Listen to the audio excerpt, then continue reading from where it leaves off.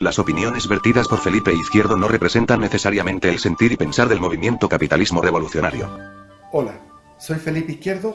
Habíamos quedado en todo lo que fue la expedición de García Hurtado a Mendoza, al sur, descubrimiento de Chiloé, fundación de Osorno, su estadía en la Imperial, lo que le pasó con el poeta Ercilla, y después la batalla de Cañete, donde ganaron los españoles, y después la captura de Caupolicán.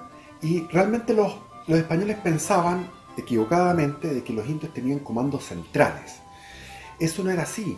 Si hubieran tenido los indios un comando central que dirigiera las operaciones de las 200 y tantas tribus, 210 más o menos tribus que eran las que se insurreccionaban entre el Itata y el Cautín, y el Toltén, ellos habrían ganado largamente, porque podrían haber hecho organizaciones, si una vez una organización de una insurrección planificada, que eso lo hicieron después en 1655, en un día que fue el 14 de febrero, hicieron una insurrección, pero también ahí fallaron, porque no tuvieron coordinación. Lo único que coordinaron fue al inicio de la insurrección, pero si ellos hubieran tenido un mando centralizado, habrían ganado siempre. Bueno, de hecho ganaron igual, porque la guerra se ganó, la guerra mapuche fue ganada. Ahora, los españoles, una vez que ejecutaron a Caupolicán, pensaron que todo eso iba a entrar en paz y se había ganado la guerra. Eso fue una ilusión que se sucedió miles de veces en la cabeza de los grandes capitanes. O sea, ahora se acabó. Pero lo que pasó fue algo tremendo, porque como había llegado García Hurtado a Mendoza a Cañete, los indios simularon paz para prepararse. Vieron que Cañete estaba reforzándose, se habían reforzado los muros y se habían construido otros establecimientos y estaban con refuerzo. Entonces las tribus de la costa de la provincia de Arauco, que están entre Nahuelbuta y el mar, siguieron organizándose y buscaron la pelea en un lugar que se llama Quiapo. Este Quiapo es un lugar que está yendo de Cañete hacia el norte, hacia Arauco, y es un lugar que ellos escogieron muy, muy favorable, que era un barranco. Arriba hicieron empalizadas, hicieron un fuerte igual al estilo español los mapuches, y por los lados había ciénagas, entonces no podía funcionar la caballería. Y eso fue en 1558, el 14 de diciembre, fue la primera ofensiva, donde hubo por primera vez un fuego de artillería mutuo. Es decir, los mapuches tenían una serie de cañones que habían conquistado y arcabuces, y empezaron a disparar. Con el problema que ellos no entendían lo que era la puntería. Ellos disparaban nomás, entonces salían los estruendos. Desde la fortificación araucana salían estos estruendos, pero con unos disparos hacia cualquier lado. No tenían la noción de la puntería. Aún, después la tuvieron. Entonces era una cosa un poco divertida. Y por otro lado, los españoles dispusieron dos cañones que tenían nada más, con muy poco calibraje, muy poco calibre, entonces no lograron romperlas, y tiraban lo que llamaban ellos las alcancías. La alcancía eran unos jarrones de greda, pero llenos de alquitrán. Entonces eso lo lanzaban con una catapulta, y eso después le tiraron una flecha y se empezaba a incendiar. Bueno, estuvieron todo el día combatiendo. Finalmente al día siguiente ya, imagínense los estruendos de todo el griterío, y además que la astucia, porque el araucano veía que iban a disparar, se agachaba, entonces se tiraban todo al suelo. Las balas de cañón, no le hacían el quita a las balas. Y los españoles siempre tenían esa idea de que esto podía ser derrotado, pero no entendían que las tres virtudes, tres condiciones guerreras que tenían ellos: la astucia, para aprovechar los momentos de debilidad del enemigo para poder caer encima, el poder seguirlos todo el tiempo. Hay que entender lo que es eso, porque en un lugar como es esos montes, montañas llenas de bosques impenetrables, que ellos vayan siguiendo por el lado de la selva espesa durante días y días de lluvia y tenían que ver todos los movimientos de los españoles para ver cuándo estaban débiles para poder atacar. Esa era la astucia. La constancia, siempre constante, sin pausa, todo el tiempo en el levantamiento. Y si estaban muy débiles, la astucia les indicaba que tenían que hablar de paz. Entonces siempre hablaban de paz y comenzaban a trabajar para los españoles en sus encomiendas, las encomiendas eran, los españoles decían que era para tener para comer, pero no es así. Tener para comer era más que tener para comer, era tener 1000 indios o 500 indios para ti, que te trabajaran en un lavadero de oro, o con el ganado, o con la siembra.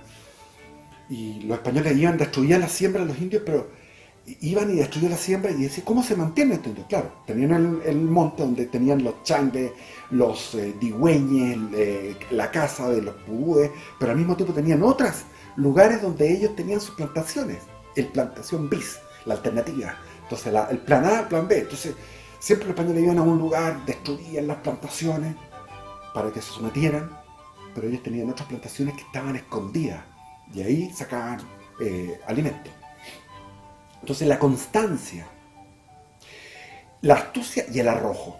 El arrojo contra todo peligro, o sea, cualquier cosa. Atravesar un río cuando están en tormenta, unos ríos desbordados, gigantes, el río Biobío, atravesarlo, nadando con los caballos los llevaban del lazo y iban nadando el caballo y el indio, para eso en tiempos futuros, cuando manejaban el caballo. Pero después llegaron a ser unos jinetes extraordinarios, unos jinetes tremendos. Imagínense lo que eran 500 jinetes mapuches a veces con corazas, con todo lo capturado a los españoles, atacando, pero con destreza como jinetes. Llegaron a ser insuperables. Entonces, el arrojo, la constancia, la astucia en todo momento, poder simular de que estamos de paz, para ir viendo cuándo van a volver a rebelarse. Finalmente, entonces, al otro día llegó y García Hurtado Mendoza dijo, bueno, tenemos que hacer algo en este momento, no podemos tomar esta fortaleza porque está muy difícil de tomar y vamos a salir perdiendo, porque si volvemos hoy día a atacar, nos podemos tener una contraofensiva de ellos. Entonces mandaron a construir unos puentes de madera movedizos, los instalaron, volvieron a atacar de frente, pero él destinó una división de 30 que iban, porque fue con 300, los indios eran 5000, ellos eran 300, y 30 o 40 que iban a ir con buen año, se llamaba el apellido del tipo. Entonces él iba a dar un rodeo por un montón de pantanos y bosques impenetrables y iba a tratar de llegar por el flanco derecho de los indios. Por el flanco derecho de los indios iba a llegar, viendo hacia el mar, se alcanzaba a divisar el mar. Y lo que hizo fue eso, o sea, atacaron de frente, los indios estaban entretenidos en este ataque frontal, y llega este buen año en un momento determinado que ya estaba casi decidiéndose la batalla a favor de los mapuches. Llega saca los postes que habían y entran resueltamente primero los arcabuces, disparan, y después con arma blanca, que eran muy buenos espadachines, y quedó la escoba, o sea, ahí quedó la mortandad. Y se suponía que eso ya se acabó. Y vino un año de paz. Después de esta batalla, muchos historiadores dicen, aquí termina la conquista y empieza la colonia. Nada que ver, esa cuestión es una cosa muy arbitraria. De ahí entonces se sintió tranquilo García Hurtado y volvió a poblar el fuerte de Arauco, que está en la bahía de Arauco, donde está ahora la ciudad de Arauco, que había sido fundado por Valdivia y había sido despoblado. lo volvió a fundar ahí, hizo unas grandes caballerizas, grandes construcciones para una guarnición más o menos grande, porque esa zona era una zona muy complicada. Pero era curioso porque el famoso Colo Colo era un tipo totalmente que se iba para un lado, de repente estaba con los españoles y peleaba con los españoles contra los mismos mapuches. Y después peleaba, o sea, veía cómo iba la cosa. Entonces el famoso Colo Colo, que no sé por qué lo han subido tan arriba, no pasaba nada con Colo Colo. Colo Colo iba para donde calentaba el sol. Para donde iba la cosa, fue un tipo muy desleal para los dos lados. Y era el que estaba ahí en esa zona de Arauco. Y va a tener participación, va a salir en varias veces en la historia, pero se lo ha idealizado. Igual que Caupolicán se lo idealiza como que hubiera sido un tremendo. No, era un líder de esa zona nomás. Habrá tenido no sé cuántas tribus, guerreros de unas 6, 7, 8 tribus nomás.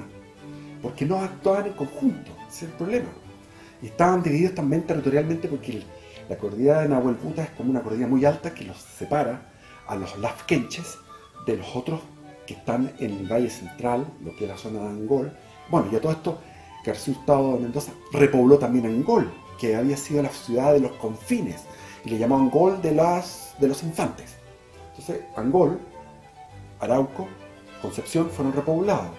Se llegó a ayudar a Imperial, a Valdivia, se le llevó refuerzos, auxilios, y después fundó Osorno y descubrió todo lo que era Chiloé. Y todo esto ya llegó a Santiago y después se preocupó de lo que era Tucumán y mandó a uno de sus capitanes a Tucumán a someter a los indios porque acuérdense que en Tucumán había estado el famoso Jerónimo Alonso de Aguirre, que fue el de La Serena. De La Serena. Entonces de La Serena se fue a Tucumán, pero no le fue muy bien. Había estado también Jerónimo de Alderete. O sea, había habido capitanes antiguos. A todo esto los capitanes antiguos estaban muchos en Santiago y siguieron participando, y vamos a ver que en un momento determinado de la historia, ya por el 1580, muchos con 80 años, todos esos la primera oleada de los conquistadores va falleciendo y viene una segunda oleada, que son otros que vienen de la metrópoli. Y eso es un cambio. Termina con el famoso Rodrigo de Quiroga, el último capitán que muere y que comanda Chile como gobernador, Rodrigo de Quiroga, que era un tipo muy cuerdo, en contraposición a los otros que eran más bien brutos, solamente tenían la fuerza de sus brazos, o sea, con la fuerza de sus brazos habían ganado todas las batallas y habían hecho su fortuna, y habían tenido todas las mujeres que querían a partir de la fuerza de sus brazos. Y eso es así. Este gallo, el Rodrigo de Quiroga, era un tipo más ponderado, era más civilizado, entonces, y era muy querido por todos. Entonces, era otro nivel. Entonces, vino lo que fue la fundación de San Juan y Mendoza.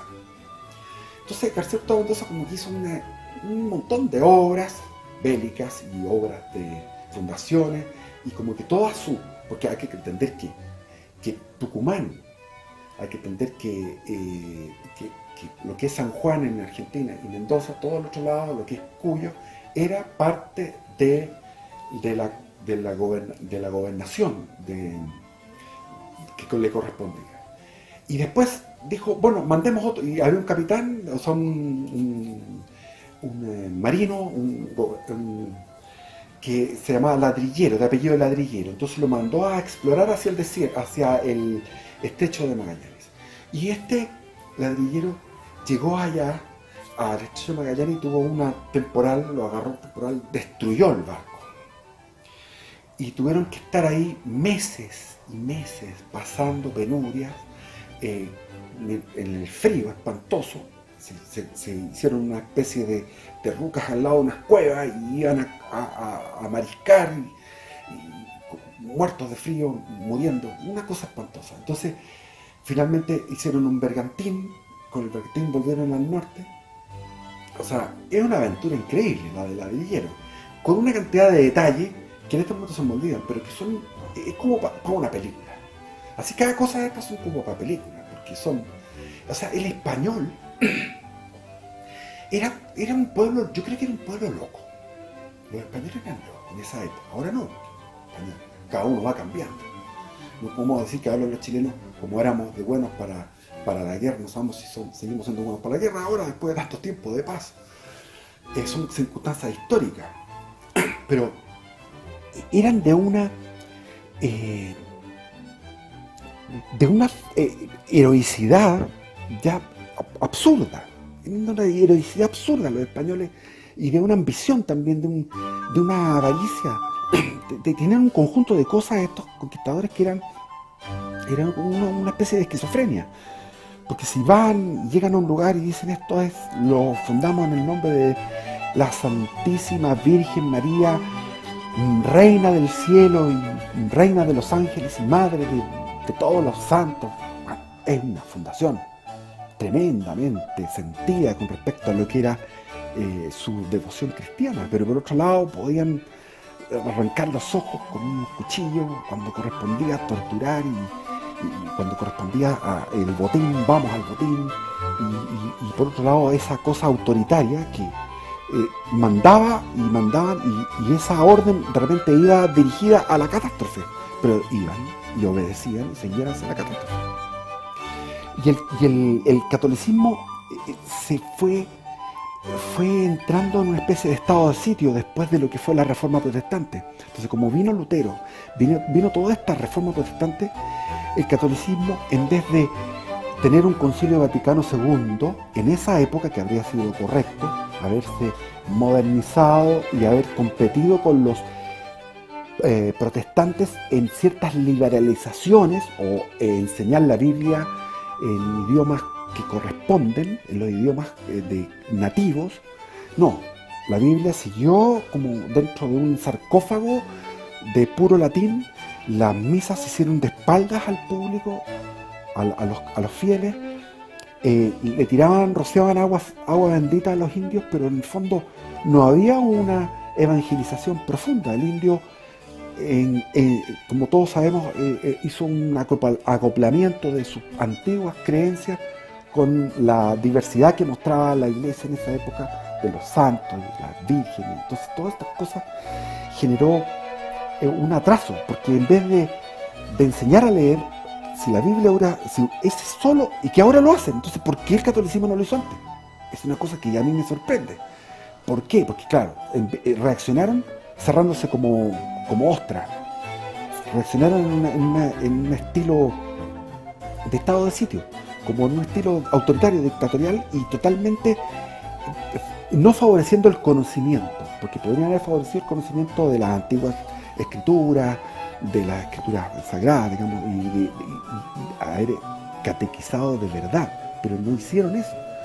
Lo que hicieron fue una cosa, un barniz, un brochazo que no permeó en el pueblo indígena, y eso es una consecuencia fatal para la Hispanoamérica, para Latinoamérica, porque también incluye a Portugal, incluye a Brasil.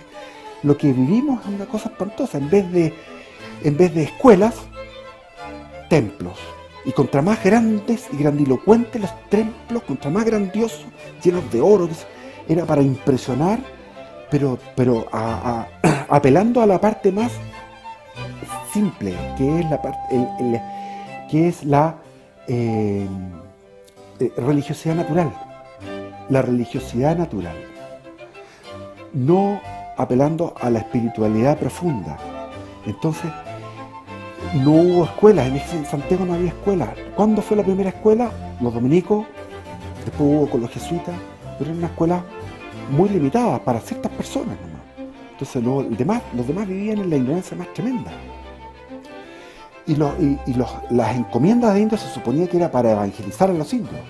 Era una cosa muy hipócrita, porque lo que se quería con los indios era simplemente que trabajaran en un lavadero de sol a sol, trabajando, y eso era la famosa evangelización del indio.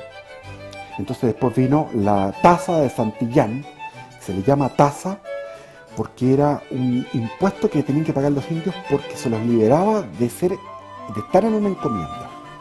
Entonces ya no estaban más trabajando en la encomienda. se les liberaba de eso, pero ellos tenían que organizarse, los indios, para pagar un tributo al rey. Y no resultaba, porque los indios los liberaban y seguían en su vida, que era una vida que ellos estaban acostumbrados, con un 50% de holgazanería, 50% de ocio y otro 50% para buscar su sustento. Entonces, no resultó la tasa Santillán. Y después vino uno, Ruiz de Gamboa, que fue un gobernador que estuvo en 1580, después de Rodrigo de Quiroga, y antes de Alonso Sotomayor estuvo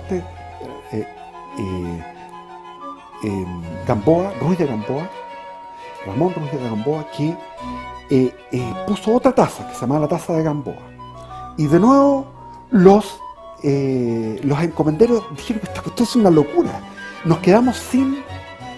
la de Santillán no duró un año, esta duró 3-4 años, y al final el rey siempre insistía que los indios tienen que ser tratados bien, que los indios son seres humanos como todos, por lo tanto las encomiendas, me han llegado quejas de los padres franciscanos, qué sé yo, que esto no puede ser. Entonces, claro, insistía Felipe II que hay que eliminar las encomiendas. Y las encomiendas las eliminaban, pero resulta que la economía se paralizaba por completo, porque no había cómo cancelar el trabajo de los indios. Los indios tenían que trabajar gratuitamente, no había otro sistema. Y los indios a su vez tenían que pagar un impuesto, que era el impuesto que percibía el rey con los encomenderos, que eran los españoles que se ordenaban y pagaban el quinto real. Y también pagaban el impuesto a la iglesia. Estaban llenos de impuestos. El impuesto a la iglesia vivía como un poder paralelo. Después llegó Felipe III, que Felipe III era un tipo muy beato, entonces le dio un poder a la iglesia tremenda, tanto así que el poder civil, las autoridades, la Real Audiencia, no podían juzgar a muchos sacerdotes, frailes o monjes que pertenecían a la iglesia y que hacían de repente cosas, delitos. Entonces no podían ser castigados y salían totalmente impunes. Y Santiago y Chile era un convento. Todo era un convento, siglo XVII, todo era un convento. Y estamos en el siglo XVI. Y en el siglo XVI se va hacia allá, cada vez más hacia allá. El siglo XVI todavía hay fuerza, todavía estamos con la primavera, se mantiene todavía la primavera del Renacimiento, que venía del siglo anterior.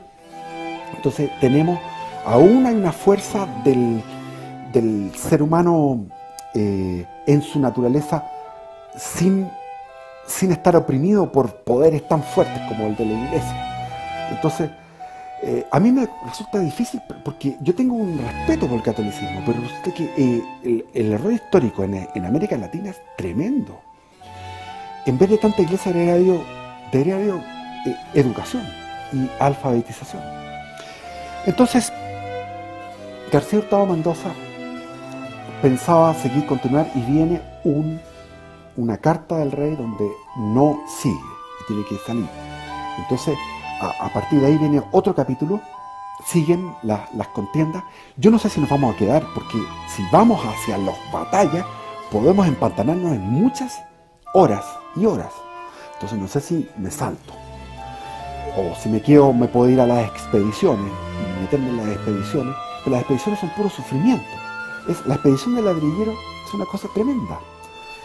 Cómo esos hombres, si uno está en esos lugares, si ustedes han viajado a Punta Arenas, si han viajado a esos lugares del extremo sur, se van a dar cuenta de que no se podía vivir ahí. Y los españoles tenían esa obsesión. Después vino el famoso, que lo vamos a tratar con más calma, porque hay que verlo con calma, cómo se hizo eso, que fue la fundación del puerto de Hambre, que le llaman, el puerto de Jesús y el puerto del Felipe, por el rey y por Jesús, en el estrecho de Magallanes. No había noción de cómo entrar al estrecho. Ese era el problema, que es tantas las islas que desde el Atlántico es fácil. Tú vas recorriendo la costa con un barco y llegas de repente y embocas en el estrecho. Es fácil. Véanlo en el mapa, véanlo en Google. Embocas. Pero tú vienes desde Chile hacia el estrecho, te encuentras con una entrada, otra entrada, otra entrada, otra entrada, otra entrada, otra entrada, y en cada entrada te metes en un laberinto de islas, de canales, de glaciares, y llegas a una bahía, que esa bahía no tiene fin, y de repente no tiene fin, y después, como es, por ejemplo, está Puerto Natales, el seno de Buena Esperanza, donde ahora hay turismo para las ballenas, que van a ir las ballenas. Es un turismo que hay en ese sector. Y te encuentras también con los fueguinos, que no eran tampoco pacíficos. Los fueguinos también atacaban, y atacaban como guerrillas, iban desgastando a los nuevos colonizadores o aventureros que se iban para allá. Entonces, en la geografía de Chile ha presentado muchos problemas. Y el tema sísmico, cuando empezó el primer terremoto de los españoles, ya lo vamos a tocar, pero es una cosa, imagínense estar rodeados por los indios, bajo lluvia torrencial, y viene un terremoto, y no queda nada, porque no había construcción antisísmica, y los indios se reían, cuando construían los españoles esto, se reían, y los españoles no entendían por qué se reían, porque los indios sabían que iba a venir un terremoto, y los españoles no tenían idea de esta cuestión. Venía un terremoto grado 8 o 9, y después venía un tsunami con 2 olas gigantes y arrasaba con Concepción. Y ahí tenían que seguir peleando. Entonces, estar sometido a esos rigores. Llegaban los refuerzos, pero los refuerzos llegaban desnudos, prácticamente desnudos, en carnes, dicen. ¿Por qué? Porque las travesías eran tan largas. Imagínense cuando fue el cambio del rey, de Carlos V a Felipe II, que es Carlos I de España, se le llama V, por eso. Carlos V con Felipe II, eso llegó 2 años después, o sea, 1556, 1558. En 2 años se demoró en llegar la noticia. O sea, estábamos en lo último de lo último. Y además, todo el rato con la guerra que no paraba. Entonces, recapitulando, hubo un momento de respiro después de la batalla de Quiapo, donde ganaron con buena estrategia García Hurtado, que en un momento determinado él iba atacando y iba a morir porque se adelantó a sus tropas.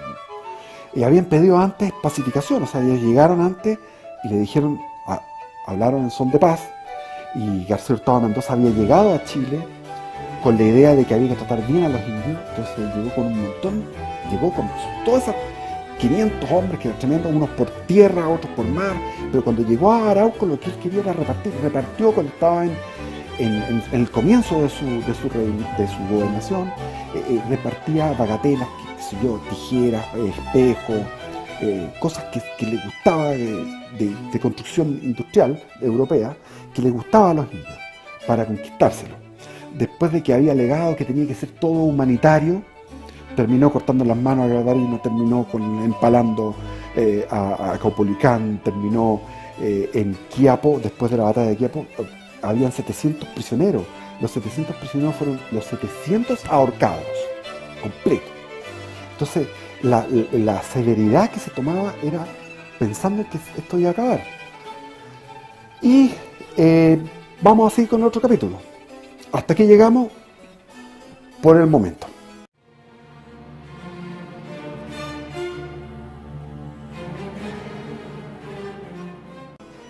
Las opiniones vertidas por Felipe Izquierdo no representan necesariamente el sentir y pensar del movimiento capitalismo revolucionario.